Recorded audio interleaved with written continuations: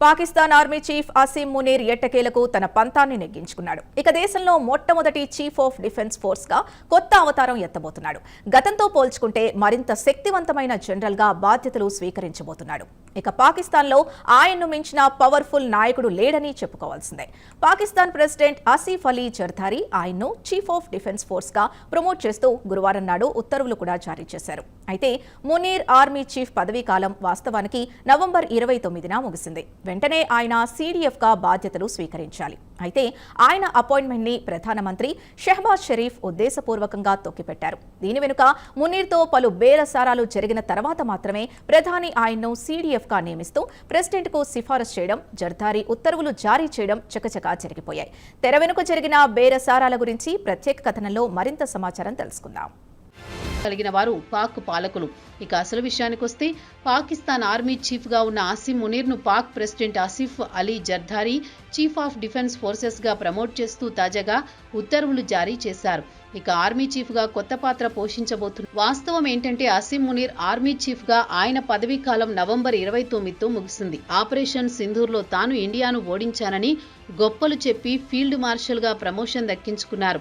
అంతటితో తృప్తి చెందకుండా పాక్ త్రివిధ దళాల చీఫ్ పదవులను రాజకీయ నాయకులు తాజా పరిణామాల పట్ల తీవ్ర అసంతృప్తి వ్యక్తం చేస్తున్నారు. మునీర్ తన పదవిని దుర్వినియోగం చేసి పౌర ప్రభుత్వంపై పెత్తనం చెలాయిస్తున్నాడని ఆందోళన వ్యక్తం చేస్తున్నారు. మునీర్ విషయానికి వస్తే ఈ ఏడాది మేలో జరిగిన ఆపరేషన్ సింధూర్లో ఇండియాకు చెందిన 6 యుద్ధ విమానాలను కూల్చినందుకు ఆయనను పాక్ ప్రభుత్వం ఫీల్డ్ మార్షల్ ర్యాంకుతో సత్కరించింది. దీంతో పాక్ చరిత్రలో ఒకవైపు చీఫ్ ఆఫ్ ఆర్మీ స్టాఫ్ తో పాటు ఫీల్డ్ మార్షల్ పదవిలో కొనసాగి చరిత్ర సృష్టించారు. ఇక సీడీఎఫ్ గా బాధ్యతలు స్వీకరించిన వెంటనే త్రివిధ దళాలకు ఆయన ఆటోమేటిక్ గా చీఫ్ అవుతారు. ఇక్కడ మరో విషయం కూడా చెప్పుకోవాలి. ఆపరేషన్ సింధూర్లో ఇండియాకు చెందిన 6 యుద్ధ విమానాలు కూల్చినట్లు మునీర్ చెప్పుకోవడం హాస్యాస్పదంగా ఉంది. ఒకవేళ కూల్చినా ఘనత పాకిస్తాన్ ఎయిర్ ఫోర్స్ కు దక్కాలి. మునీర్ పాకిస్తాన్ ఆర్మీకి చీఫ్ అంటే గ్రౌండ్ ఆపరేషన్ కు సంబంధించిన అంశాల్లో ఆయన జోక్యం ఉంటుంది.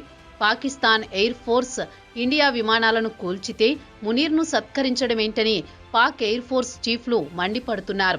కష్టం మాది, ఫలితం మీకా అంటూ మునీర్పై ధ్వజమెత్తుతున్నారు. మొత్తానికి షెహబాజ్ షరీఫ్ ను బెదిరించో మరే ఇతర కారణాల వల్లనో మునీర్ మాత్రం తాను అనుకున్న పదవిని కాస్త ఆలస్యంగా అయినా దక్కించుకున్నాడు.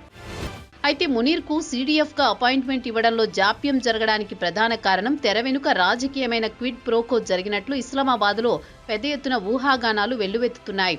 మునీర్ అపాయింట్మెంట్ ను అధికార పార్టీ పాకిస్తాన్ ముస్లిం లీగ్ PML ఎన్ సుప్రీం లీడర్ నవాజ్ షరీఫ్, ఆయన కూతురు మరియం నవాజ్లు అడ్డుకున్నట్లు సమాచారం.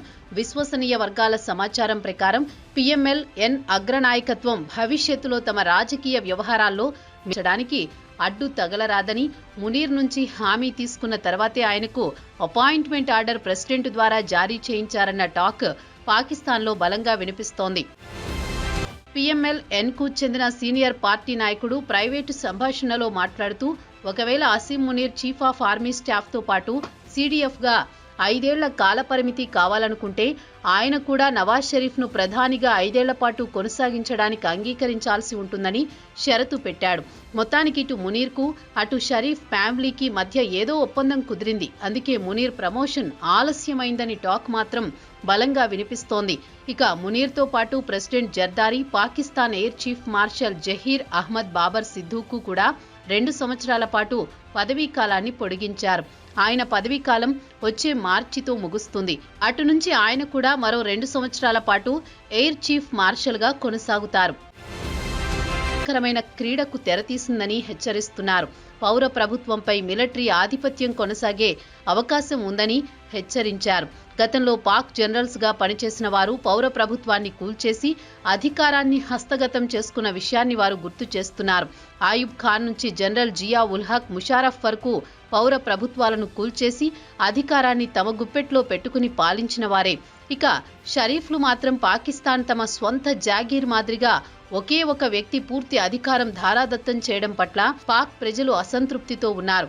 భవిష్యత్తులో మునీర్ మరో ఆయుబ్ ఖాన్ లేదా జనరల్ జియా ఉల్ హక్ కాడన్న గ్యారంటీ ఏముందని ప్రశ్నించేవారు ఉన్నారు.